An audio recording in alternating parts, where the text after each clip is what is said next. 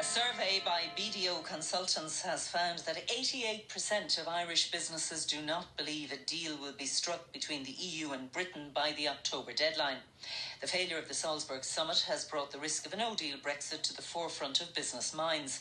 Over the coming days, Philip Boucher Hayes will be interviewing business owners and managers about what a no-deal Brexit would mean for their sector. He begins this series of features with Daithi O'Connor, the founder of ReviveActive health supplements. 3 years ago, Daithi O'Connor was happily producing his health supplements in Dundalk. But then one of those things over which he had no control or influence happened. His main manufacturer moved from Ireland to the UK just as Britain was voting to leave the EU. Overnight, the production facility had to close down. So we had to move to Wales, and we've been in Wales for the last coming up to 2 years. Daithi always wanted to return manufacturing to Ireland, but Brexit made him get the finger out because he saw its potential to disrupt. When you're dealing with customs, there's no guarantee you're even going to get your product. It could be put aside for any reason, and you can't afford that. We can't afford not have product to supply our retailers. We can't afford not our consumers not to have our products. So really, Philip, you're heading down a nightmare scenario. You have no control.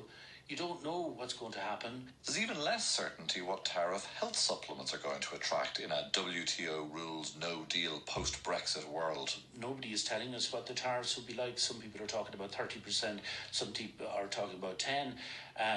The way we would work it is that we're going to insulate ourselves, which he has done by essentially creating two separate businesses. A new 10,000 square foot manufacturing plant will open in Mullingar in November, supplying Ireland, Europe and the rest of the world.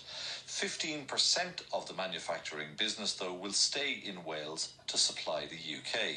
He also went to his ingredient suppliers and more or less said, we're only going to continue doing business if you can supply me by routes that go nowhere near Britain. Or we've more or less said to them, look, you're going to have to supply us through Europe. So they have diversified and they've set up in Germany.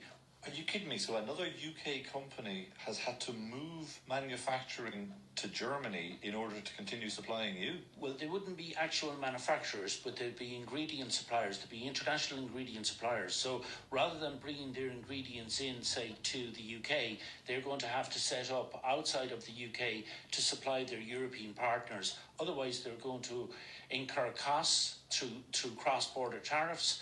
And therefore, if they become uncompetitive, we're going to go somewhere else. There's no part of this particular story that's good for Britain. I'm thinking specifically of those workers in Wales, which voted substantially in favour of Brexit, and how a likely no deal will impact on them. We were very transparent and we have a very good relationship with the people in Wales, and we sat down with them and said, look, these are the practicalities. These are the decisions we have to make because Brexit has not been resolved. There's no roadmap and there's no indications, and we can't wait for somebody else to make a decision. So we accelerated our decision to come back to Ireland. But we also... Did they understand that? They did. But in common with many other Irish business people, Daithi has found a lot of his UK counterparts long-fingering Brexit decisions and being a little bit sentimental about the consequences. I think there's a certain dawning. I don't think they really... You mean now? Yes. Bit late, isn't it? It is a bit late. I think there's a certain dawning they never felt. They liked the concept of putting the great into Great Britain again, but they never really felt it was going to come home to roost and affect them individually. And it is affecting them, and it's affecting them for business. And these are very genuine, hard-working people, but I'm not sure whether they are as informed as we would be here in Ireland. Is that because there are bodies like Enterprise Ireland who are making it their business to make businesses Brexit ready, or do you think that we were just a little bit less dewy-eyed about the consequences of Brexit here than they might have been there? No, I think Enterprise Ireland were out of the blocks straight away, and they more or less said, look, prepare for a hard Brexit, everything else is a bonus. Brexit-proofing his business has meant splitting it into two arms, reorganising his entire supply chain and investing €500,000 in a new plant.